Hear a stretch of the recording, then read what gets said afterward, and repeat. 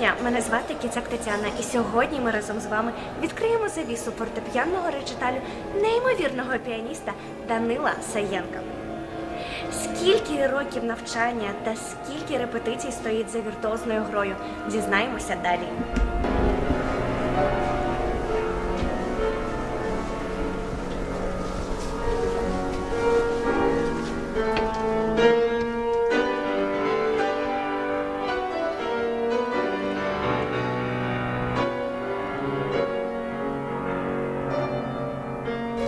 Привіт, Данило! Насамперед хочу подякувати за згоду дати інтерв'ю. І цікаво було б дізнатися про твоє дитинство. І коли ти вирішив пов'язати своє життя з фортепіано? В дитинстві дуже велике має значення того середовища, в якому ти виховуєшся. І в мене як батьки-музиканти дуже мені посприяли в тому, що це було моє, звісно, що бажання, але батьки багато чому мені допомагали. Просто допомагали мені почати займатися на фортепіано. Тобто в мене тато піаніст, композитор, тобто він коли працював, я завжди дивився, як він працює, в нього там клавіатура, комп'ютер. І він там писав музику, я дивився і хотів його наслідувати. Ну, словом, це було десь так в 3-4 роки, коли я якось для себе визначив, що мені це подобається. Та, я досить рано. Так. Потім ти почав вчитися в спеціальній музичній школі імені Соломії Крушельницької. Розкажи трошки. Перед початком школи, перед першим класом я ще буквально рік чи 1,5 року походив на підготовчий такий, тобто до того педагога, до якого я поступив, це Юрій Іванович Мойсяк. Він зі мною ще до першого класу трошки позаймався, підготував, пізніше я поступив і вже офіційно в нього рахувався в класі. Можу сказати, що якби не цей педагог, який мене, власне, 11 років вів, вчив, поставив мені руку на клавіатуру, тобто він якби навчив мене, в принципі, абсолютно всього, що необхідно для піанізму, для піаніста, для будь-кого. То він дав абсолютно ту елементарну і дуже важливу школу, яку я би, в принципі, без нього би не отримав. Тобто мені здається, що якщо б я вчився в когось іншого, я би, можливо, зараз би не був на якомусь такому певному рівні. Так? Тобто він мені дав дуже багато. Тобто, можливо, мені здається, що я не до кінця можу висловити ту вдячність йому, як він мені дійсно допоміг на початку. І, власне, вже пізніше, коли я поступив в консерваторію, вже пізніше цей весь досвід шкільний, який я отримав в першого педагога, він мені завжди був потрібен і корисний. По скільки годин на день ти грав в консерваторії?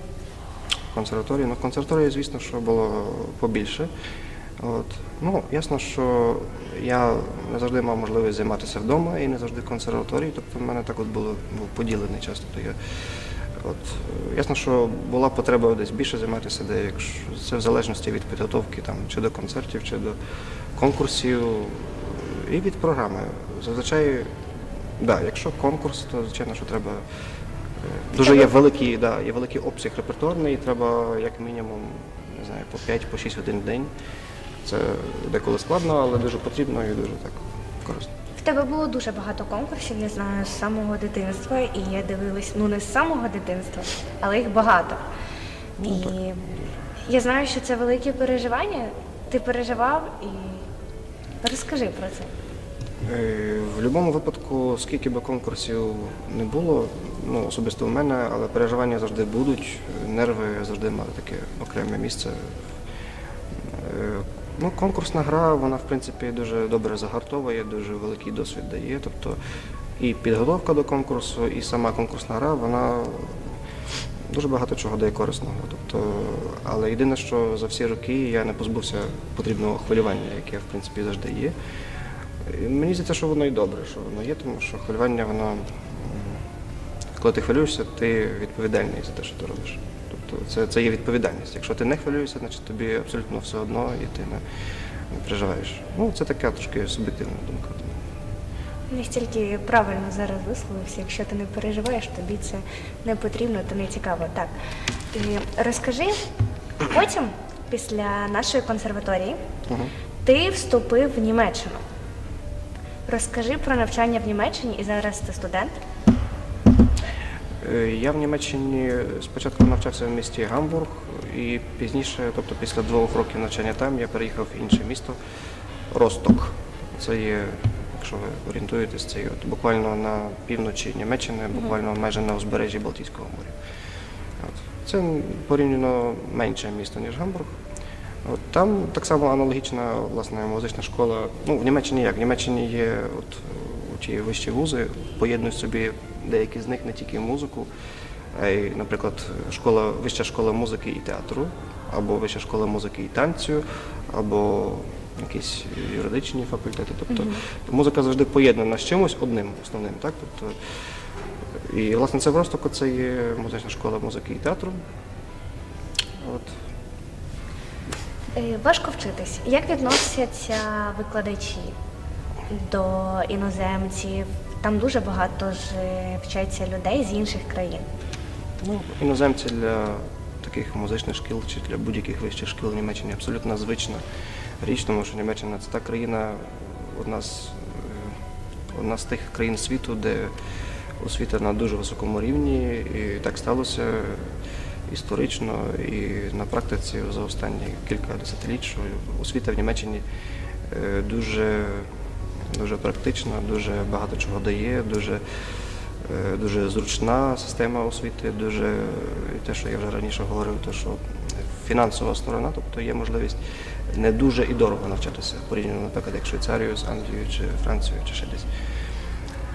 Тому так, відповідаю на питання, було досить на початку складно, це не завжди просто, оскільки є багато різних нюансів, як фінансових, ясно, що і плюс асиміляція в німецькому суспільстві, вона на початках не завжди дається легко. Ну, як у кого, але в мене, по-перше, в мене було, можливо, не так складно, тому що я відразу подружився з багатьма українцями, які там навчаються також. Тобто я, можливо, не відразу був в саме німецькому середовищі, відразу там знайшлися люди, які мені в чомусь допомагали, Багато українців вчиться там?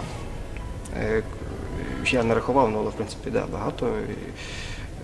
І музикантів там є багато? Музикантів, я, чесно кажучи, не спілкувався прямо зі всіма українцями, але достатньо. Достатньо не тільки музикантів, в принципі, коли я починаю з Гамбурга, про то місто говорити, то там українська спільнота дуже широка.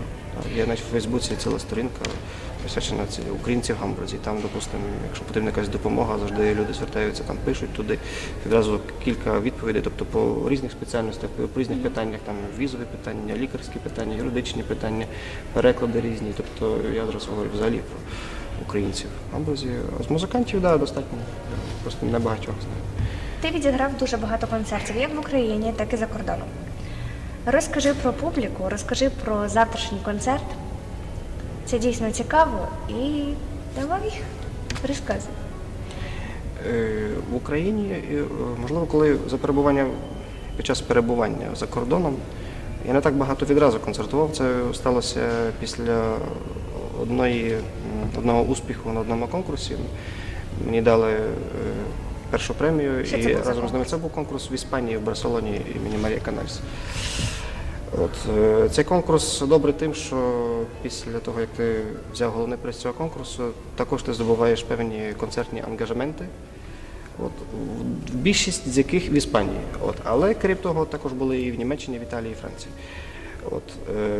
Тому за останні 2 роки я досить, майже кожних 2 місяці чи кожен місяць кудись їздив в Іспанію на концерти, і це, в принципі, мені дуже допомагало фінансово, тому що я міг себе нормально забезпечувати. Тобто мені не доводилося в Німеччині, наприклад, шукати роботу, там десь бути педагогом десь, чи там викладати десь. Тобто концерти мене гарно забезпечували якийсь час. Це дуже класно, адже у багатьох людей є такий стереотип, що музиканти мало заробляють, але насправді ти зараз доводиш, що це не так.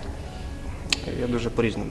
Я зараз розповів тільки про окрему маленьку частинку життя в Німеччині. Тобто концертні ангажементи вони мають свій кінець, тобто вони тривають не постійно, тому на даний момент я не маю так багато концертів. Дякую. Розкажи про завтрашній концерт. Ти дуже багато готуєшся, і я це бачу. Готуюсь, тому що переживаю, тому що це Львів, тут я прожив все своє життя.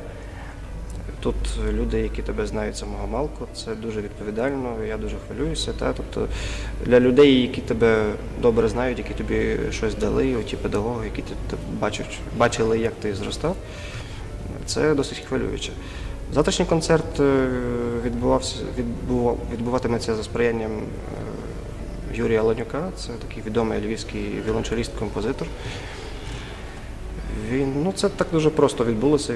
Ми зустрілися в консерваторії, він мені просто запропонував зіграти в цьому залі, оскільки він тут багато вирішує, багато різних організацій, різних концертів. Тобто, можна сказати, за його сприянням я тут виступаю. Тобто це не стільки моя ідея, як його ідея. Дякую. Тож ми запрошуємо вас на завтрашній фортепіаний речиталь, який відбудеться в опері Львів в дзеркальному залі. О котрій годині? О 19-й годині. Є Фейсбук-сторінка, є подія, там вся детальна інформація про все. Так що, шановні львів'яни, якщо маєте бажання послухати. І також, крім завтрашнього концерту, буде ще концерт в органному залі 24 січня. Якщо не матимете можливість прийти завтра в дзеркальний зал, то ласкаво запрошую на органний зал 24 січня. Дякую за таке класне інтерв'ю. Вам дякую.